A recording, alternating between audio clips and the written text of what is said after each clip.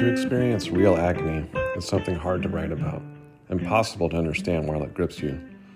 You're frightened out of your wits, can't sit still, move, or even go decently insane. Charles Bukowski wrote that, and as a victim of sexual assault and trauma, I can say that he adeptly identified how it feels to go through something terrible. You feel like you can't do anything.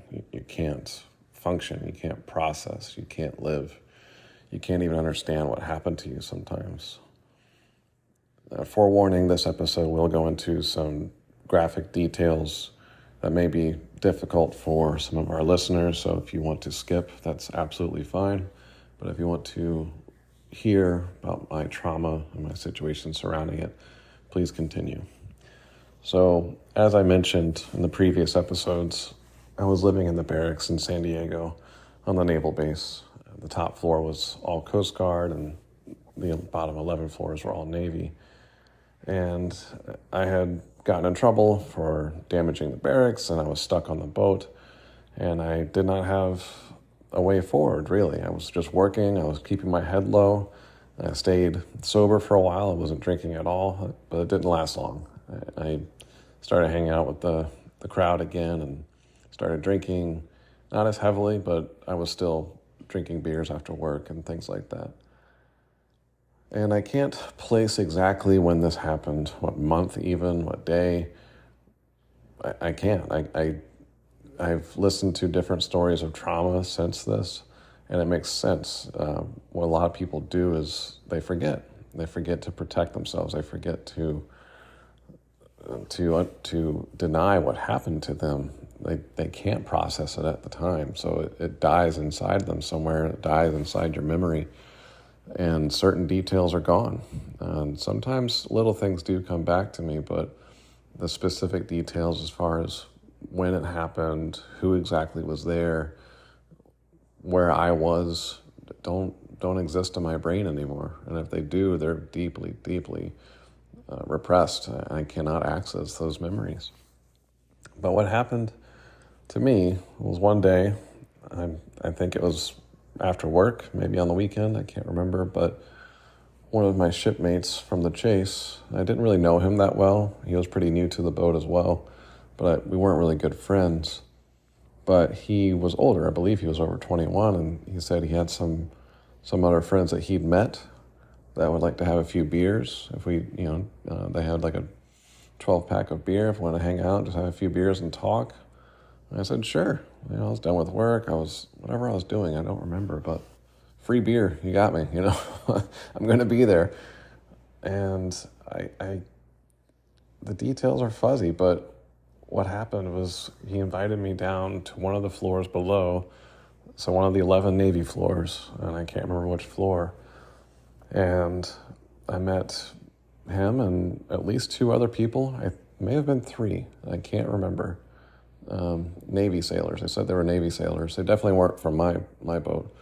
And they weren't from the Hamilton, from the other Coast Guard boat. So most likely they were actually Navy sailors. And we just started talking. We were standing in the hallway. It was a long hallway with doors on either sides of it for the different rooms.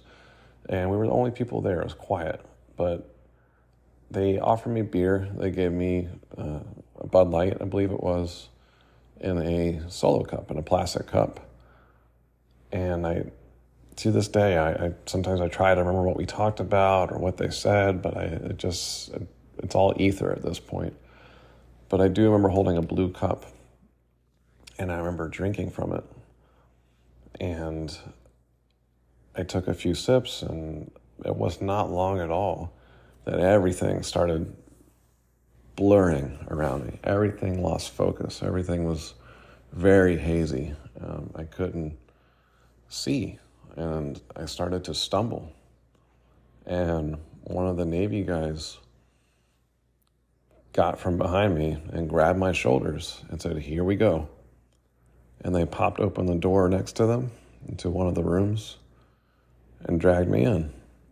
I don't remember anything I do remember a few things. I do remember the room was empty and that there was furniture, but there was no belongings. It was an empty room. There were no posters, no clothes, nothing in the bathroom or anything like that. It was an empty room. There were 2 beds like every other room, and it was at that time I remember they pushed me onto the bed, and I tried to talk. I remember that. I remember trying to talk, and nothing would come out. And obviously they had roofied me or gave me some kind of drug in my drink, where I was a zombie. I couldn't function. I couldn't move. And I just remember trying to say the word stop or no. And my face was pressed against this mattress. And the mattress, I still remember the detail on the mattress. I remember it was like a blue mattress with white stitching and little floral designs inside, little diamonds. And I remember the wallpaper next to the bed. I remember it had vertical stripes on it. It was grayish in color. And fortunately, or maybe unfortunately, I don't remember much of the actual rape itself. But it was at least three of those guys, the 2 sailors and the coastie, and I'm not sure if there were more people in the room. I couldn't tell you. And I've racked my brain for years over this and I'll talk about it in the future episode of when I finally came out with everything, but I don't remember at the moment. I know I was incapacitated. I know that they had their way with me, and it must have been sometime later after they left. But again, this is definitely a fog because I was so drugged out, and also from the repression from my memory, but I was very drugged out. And I remember getting dressed. I remember putting my pants back on. I was wearing a light blue underwear. I think it was the same underwear I had in boot camp. But I remember the feeling of that underwear as I put it back on, and I somehow made it back to my room. I don't remember walking up there. I don't remember if I took the stairs at the end of the hallway or if I took an elevator. I somehow made it back to my room, and I believe I just went to sleep. I believe. Or maybe I took a shower. Again, it's all just very, very fuzzy. It's very hazy. I can't remember the details of it. And the next day, I went into work. I went on the cutter. And this is the last thing I remember even relating to the rape. Was I went to the toilet to sit down. I remember using the bathroom, and I remember wiping, and blood was all over my tissue, over the toilet paper.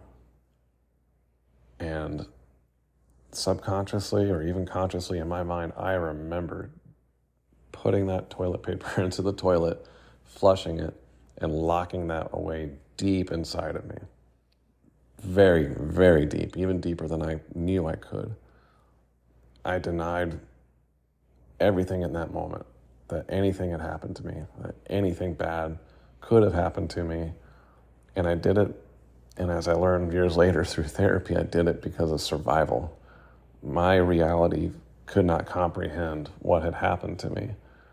I could not face it as a 20-year-old kid, maybe still 19, I can't remember exactly when, but I could not face that in that moment.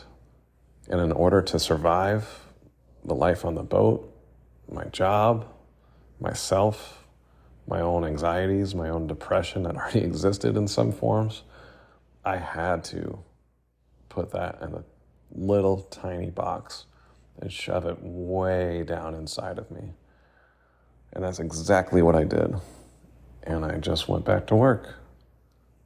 And I don't remember anything other than that about my rape. Other than there's things that happened to me physically later, some problems, and I'll get into that in the next couple of episodes. But I completely denied what had happened to me And it was the only thing I could do to carry on. I didn't have the strength to tell anybody, to tell a friend, to tell a superior, to tell a chief, to tell an officer, to tell my captain, to tell the barracks police, the base police. There was no way I could possibly do that. That would mean that I was weak and that I was going to get in trouble and I would lose my job and they would think I was a homosexual or whatever, and at that time we still had don't ask, don't tell. And that was terrifying. And not that I am a homosexual, not that there's anything wrong with that, but if that was even a suspicion, you could get kicked out of the service for that at the time. And I just buried that so hard, so fast. It was milliseconds within wiping myself and flushing that toilet. And off I went, and I continued my life on the boat. But the rest of my time on the boat is very hazy. My memory from that time on for the next several years is pretty bad. I don't want to get too much into it right now. This is more just about the assault. But further on, over the next couple of years, I just suppressed it and with different things, and I ignored it. But I had to at that moment just to survive, and it's terrifying to think of it that way, but it's true. And I don't want to get political or anything on this, but when you hear these things on the news about sexual assault survivors and they can't remember details and they can't remember certain things and they take years for them to come out with it, and it makes perfect sense to me as a survivor. But then you see all these politicians and celebrities and people making fun of them and putting them down and ridiculing them and blaming the victims, and all of that is toxic and it's wrong and it's disgusting. And not that I can verify every case or every story that's out there, but I do believe that people can suppress and they can forget a lot about trauma, a lot of things that happen to them in their lives. And unfortunately, it benefits the perpetrators. It benefits those that prey on the weak because they know this. And even at that time when this happened to me almost 20 years ago, those people knew they could get away with this. They knew that they could do this to a young E3 who was already on the fence, already on watch for getting in trouble. I was a prime candidate for this. I was open. I was wide open. And they swooped in and they took it. They took their chance and they got away. And we'll talk more about getting away in future episodes, about as far as an investigation and things like that. But it all comes out, it's all very hard even now to think about and to talk about. It's much easier. There was a time when I couldn't even tell a friend or tell anybody, and here I am making a podcast about it for the whole world to hear. So it is possible to come through, but it took me a long time.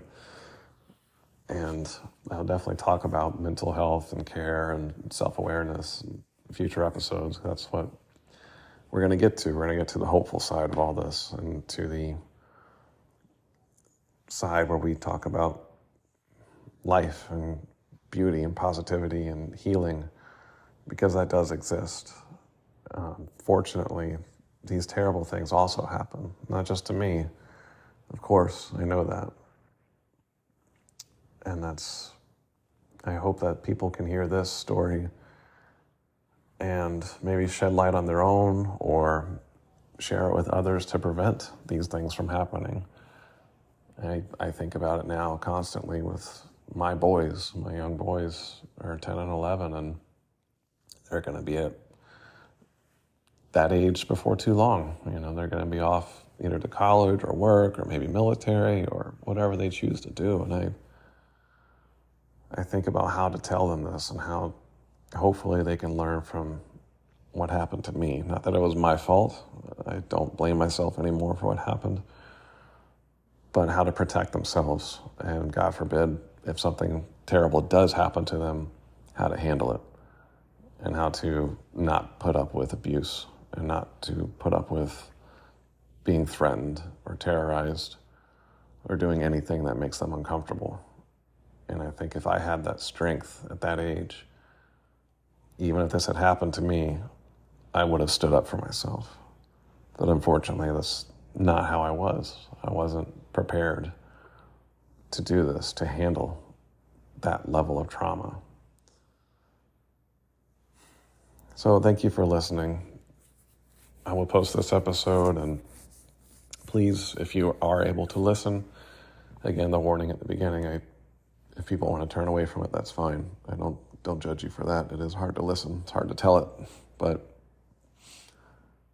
if you do have any comments or questions or anything, please send me a message directly. I'll do my best to answer, and I'll be there for you guys as well. So again, thank you for listening. Thank you so much, everyone, for listening and for being part of this. Love to you all, and take care of yourselves.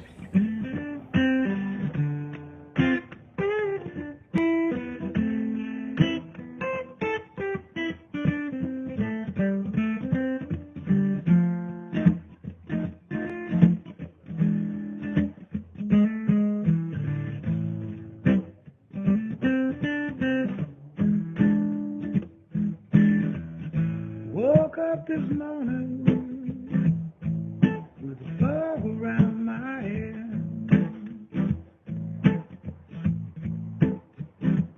Oh, I looked for you beside me, but I was all alone in my bed.